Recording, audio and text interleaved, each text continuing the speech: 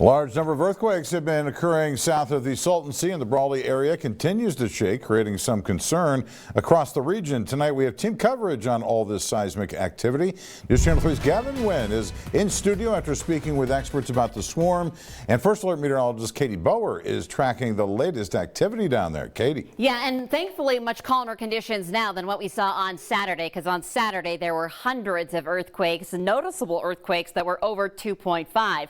We really haven't been seeing much over 2.5 at this point. This is the last 24 hours.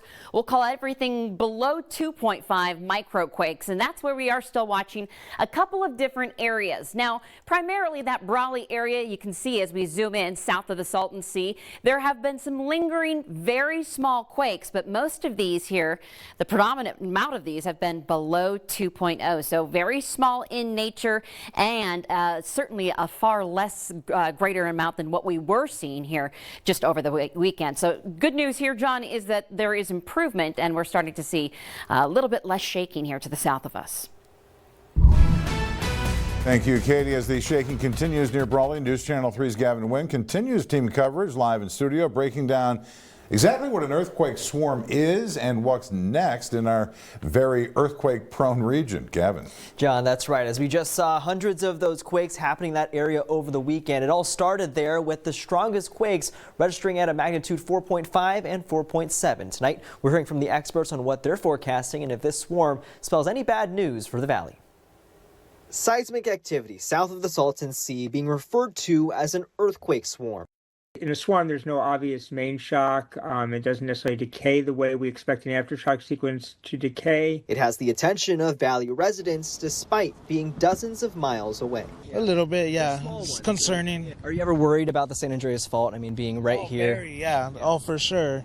For sure. It could happen any day, you know, but I try not to think about that. The infamous San Andreas Fault runs just north through the valley in those hills that you can see behind me, and it begins all the way down south near the Salton Sea. The swarm has been happening in between two different fault zones, the San Andreas as well as the Imperial Fault Zone, which is closer to the border with Mexico. And while not on either fault, activity in Brawley does present a concern that seismologists have heard before.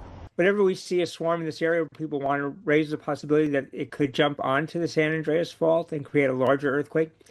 Certainly that's within the realm of possibility. The area that's shaking now is in the Brawley seismic zone, seen here on fault maps. Previous swarms have happened in the same spot, and researchers say there could be a connection between the two faults and this swarm-prone area. But the chances of a large earthquake stemming from this swarm? The way that the swarm is decaying, we would think that any large future earthquakes due to this swarm are unlikely. It's in an active geothermal area with fluids moving below the surface. That helps generate these small quakes. When these fluids move, they create stress or they lubricate faults.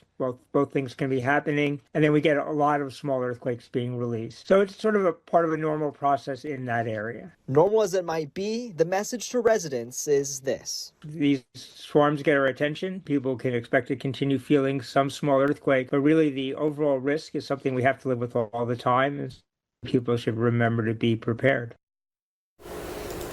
And News Channel 3's Shay Lawson did a whole piece on preparedness this past weekend. You can find that story on our website under the Earthquake Alert tab and get a refresher on the steps you should take before an earthquake. For now, I'm Gavin Wynn, live in studio, News Channel 3.